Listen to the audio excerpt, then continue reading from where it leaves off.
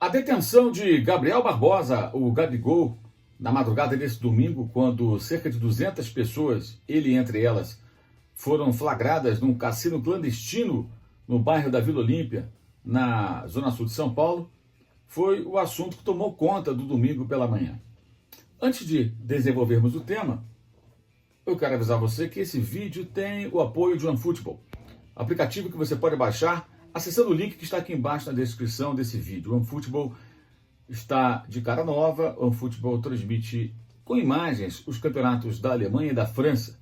Aliás, a Ligue 1, o campeonato francês, com os meus comentários, narração do Marco de Vargas, do Rob Porto, e no alemão, a Bundesliga, você tem a dupla Dudu Monsanto e Gerd Wenzel nos principais jogos. Eu também já dei meus pitacos lá pela Bundesliga também. E claro, você encontra números, estatísticas, tempo real, muitos números e muitas estatísticas do futebol pelo mundo. Inclusive números do Gabriel Barbosa, o Gabigol, que você vai ver passando aqui do meu lado já, enquanto a gente desenvolve esse assunto. E no final do vídeo você faz o download do OneFootball.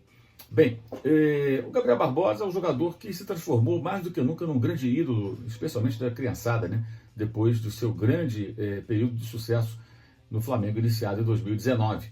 Marcou muitos gols, o gesto dele com demonstração de força, virou uma espécie de um super-herói para muitas crianças, inclusive crianças que não torcem pelo Flamengo, seu clube atual, mas que passaram a admirar o jogador. Quando isso acontece, evidentemente, o jogador vai lucrar muito com isso, não só do ponto de vista econômico, com novos contratos de publicidade, patrocinadores, mas também com relação à sua imagem positiva. Quem que não quer ser admirado pelas crianças? Evidentemente, isso é muito positivo para ele. E a partir do momento que você assume esse papel, que você conquista esse prestígio, com a molecada especialmente, é claro que você tem que ter alguns cuidados. E me parece que o Gabigol não está muito preocupado com isso. Afinal de contas, além do cassino ser clandestino, e ele lá está, lá estava, né, ele, MC Gui também, outros personagens, eram cerca de 200 pessoas quando a polícia deu lá uma batida no cassino e levou todo mundo para a delegacia, o jogador inclusive, né? Mas quando ele tem essa atitude, além de estar num cassino clandestino, ele está aglomerado com outras pessoas em plena pandemia, num momento muito delicado. Então, evidentemente, não é a conduta correta para ninguém. Ainda mais alguém que, de certa forma, tira vantagens do fato de ser famoso, de ser ídolo de muita gente. Ele passa a ser uma referência, o seu comportamento passa a pautar o que outras pessoas fazem. Então, é muito contraditório quando o jogador tem esse tipo de conduta, né? Eu, pelo menos, vejo dessa maneira. O advogado especializado João Henrique Quiminazo fala sobre a possibilidade de Gabigol eventualmente ser multado.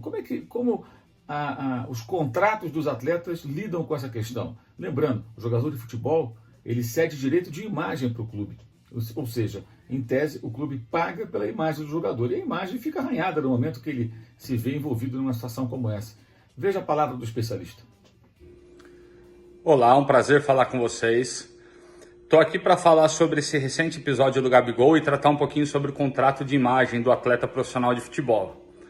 Além do contrato de trabalho, que é aquele que dá o direito do jogador disputar partidas pelo clube, estabelece o vínculo trabalhista com o clube, há também o contrato de imagem, que é o contrato no qual o clube tem o direito de explorar a imagem do atleta em campanhas publicitárias, com materiais promocionais e diversas coisas nesse sentido. Esse contrato de imagem normalmente não é feito diretamente com o jogador, mas sim com uma empresa que tem como dono o jogador e versa sobre as condições ou os direitos que o clube terá de explorar a imagem do jogador.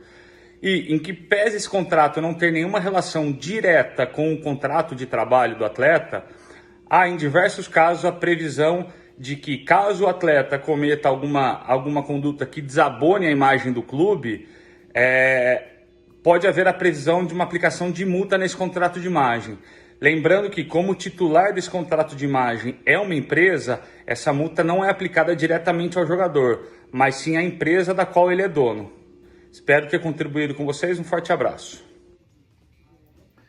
Conversei também na manhã desse domingo com o vice-presidente jurídico do Flamengo, o Rodrigo Dunche de Abranches, e publiquei no meu blog no UOL Esporte a sua palavra, ele dizendo que o Flamengo não pretende, pelo menos a priori, punir o Gabigol, multá-lo por conta dessa situação, alegando que é uma questão pessoal do jogador. Não sei se é tão pessoal assim não, porque evidentemente associa ao Flamengo, associa ao clube, né?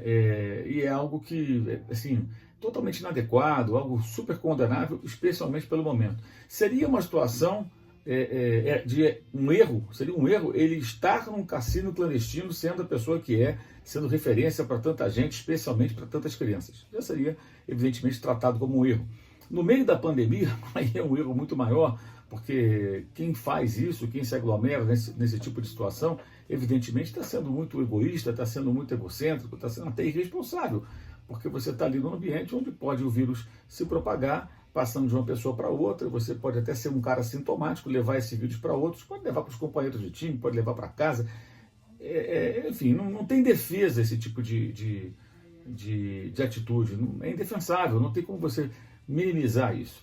E pelo jeito o Flamengo vai, pelo menos pelas palavras iniciais aí do seu vice-presidente jurídico, não vai se envolver nisso. Eu acho que o Flamengo deveria chamar o jogador sim numa conversa, e se o contrato permitir algum tipo de pena, que ela seja aplicada, porque realmente isso fere também a imagem do clube e fica também uma sensação de que o jogador faz o que ele bem entende, né? Assim, com relação não só à sua vida pessoal, mas aí ele é o Gabigol do Flamengo, é o jogador do Flamengo que está lá sendo detido nessa situação. Isso não é bom para os patrocinadores, isso não é bom para a agremiação, isso não é bom para a torcida também se decepciona, é um erro muito grave. O Gabigol precisa amadurecer, acho que já está passando da fase, né, desse tipo de comportamento, esse tipo de atitude, é uma pena, realmente lamentável, e o Flamengo parece, pelo menos inicialmente, que vai jogar a sujeira para escanteio, para baixo do tapete, vai fingir que não é com ele, vai agir como se nada tivesse com isso. E eu acho que o Flamengo deveria sim conversar com o jogador e, se o contrato prevê algum tipo de penalidade, que seja aplicada. Se não,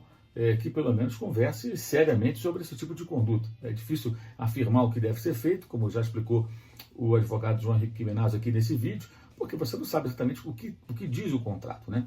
Então não dá para faça isso, faça aquilo. Depende do que o contrato, se o contrato permite ou não. Aí você pode até discutir o formato desse contrato em determinadas circunstâncias, mas o fato é que o Gabigol, no finalzinho desse período de férias, né, os jogadores se representam justamente nessa segunda-feira, deu uma tremenda pisada na bola e o Flamengo parece que vai passar o pano. Eu acho que está equivocado o Gabigol, muito equivocado, isso é óbvio, mas o Flamengo me parece também que, se deixar passar sem sequer tomar qualquer tipo de medida cabível, vai cometer um erro grave e dar uma licença para que qualquer um dos seus profissionais tenha uma conduta inadequada, como aconteceu com o Gabriel nesse episódio. E nesse contexto existe um outro ponto, né?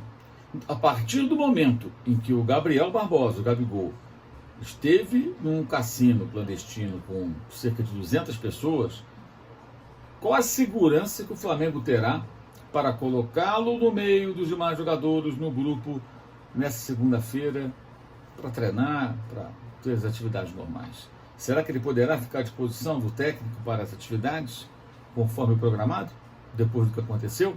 E mais, digamos que a polícia não aparecesse por lá. Ele diria ao clube, ele comunicaria ao clube e aos seus companheiros que esteve naquele local, numa postura totalmente inadequada, que poderia levar inclusive risco, caso ele fosse reinfectado, infectado, enfim, para aqueles que com ele convivem no ambiente de trabalho? São perguntas que deveriam ser feitas ou deverão ser feitas pelo clube, pelos responsáveis pelo futebol do clube, pelo presidente do clube, pelas pessoas do Flamengo ao Gabriel. Isso não pode ser tratado dessa maneira, na minha opinião, tão simplória, como se nada tivesse acontecido demais. Saudações.